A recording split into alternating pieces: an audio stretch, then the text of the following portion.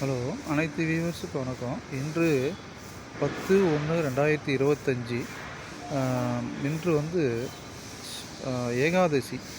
அதாவது சொர்க்கவாசல் திறக்கக்கூடிய வைகுண்ட ஏகாதசி.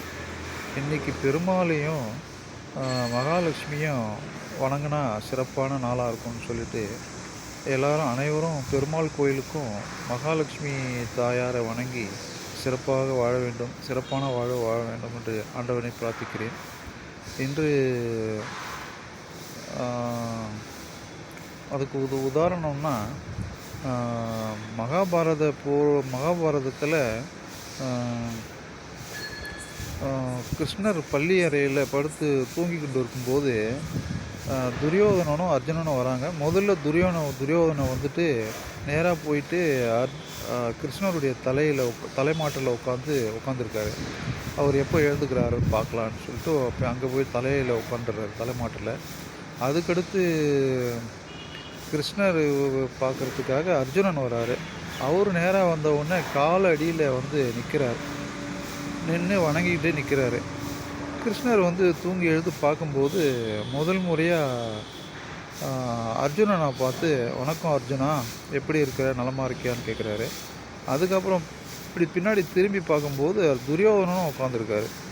துரியோதனா நலமா அப்படின்னு கேட்குறாரு. 2 பேரையும் விசாரிக்கிறாரு.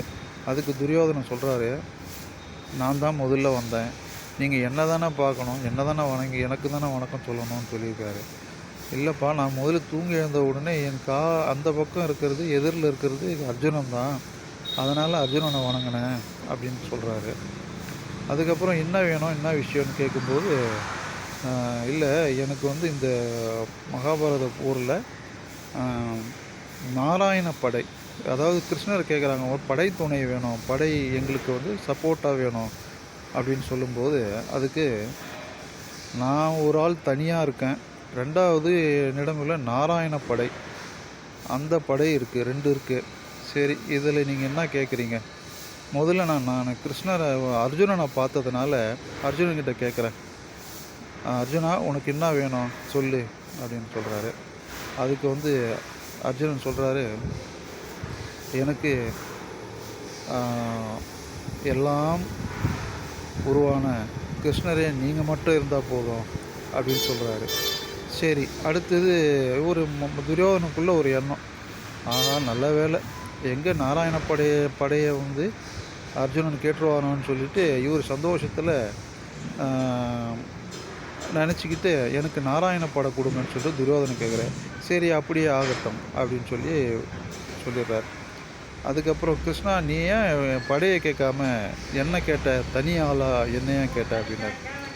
அதுக்கு அர்ஜுனன் சொல்கிறாரு, ஐயா, நீங்கள் தான் அகிலமே, உலகமே நீங்கள் தான், இந்த உலகத்தை இயக்கிறது, நன்மை தீமை எல்லாமே நீங்கள் தான், கடவுளே என் பக்கம் இருக்குதா நான் போரில் வென்ற மாதிரி ஆகிடும், அதனால தான் நான் உங்களையே கேட்டேன், நீங்கள் தான் எல்லாமே அப்படின்னு சொல்கிறாரு. அது மாதிரி அவருடைய காலடியை பற்றி கொண்டால் இன்றைய தினம் இல்லை எல்லா நாளும் அவருடைய காலை பற்றி கொண்டால் நலமே நடக்கும். அனைவரும் சொர்க்கத்துக்கு போகலாம், சொர்க்கவாசல் திறந்தே இருக்கிறது. அதனால் அனைவரும் கிருஷ்ணனுடைய காலடியை பற்றுவோம், நலமுடன் வாழ்வோம். நன்றி, வணக்கம்.